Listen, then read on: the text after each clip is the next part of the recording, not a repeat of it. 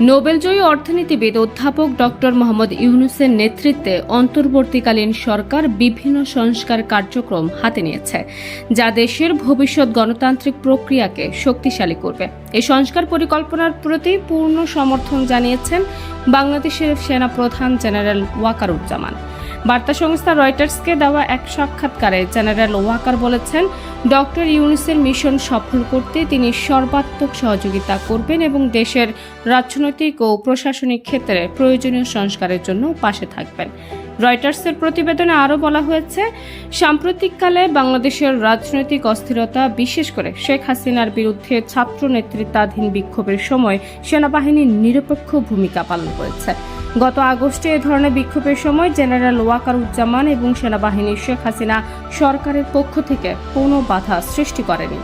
এর ফলে 15 বছর ধরে ক্ষমতায় থাকা প্রধানমন্ত্রী শেখ হাসিনা পদত্যাগ করতে বাধ্য হন এবং প্রতিবেশী ভারতে পালিয়ে যান।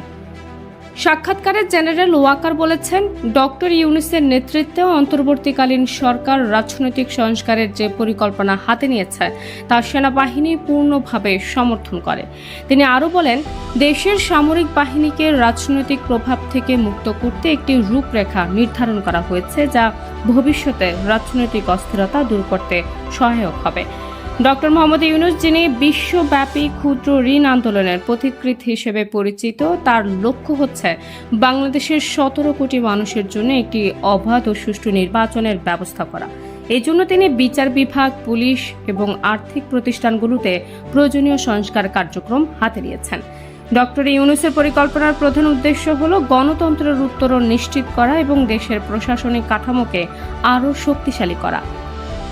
সেনাপ্রধানের দায়িত্ব গ্রহণের কয়েক সপ্তাহ পরেই জেনারেল ওয়াকারুজ্জামান ডক্টর ইউনূসের সংস্কারমূলক কার্যক্রমকে সমর্থন জানান।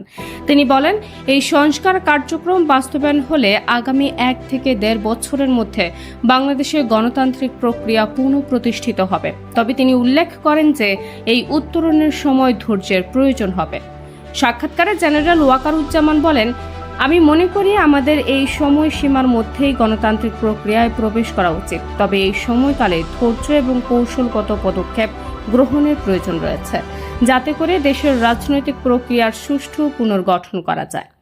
ডক্টর ইউনূসের নেতৃত্বে অন্তর্বর্তীকালীন সরকার দেশের বিচার বিভাগ, প্রশাসন এবং আর্থিক খাতকে সংস্কারের মাধ্যমে রাজনৈতিক স্থিতিশীলতা নিশ্চিত করতে কাজ করছে।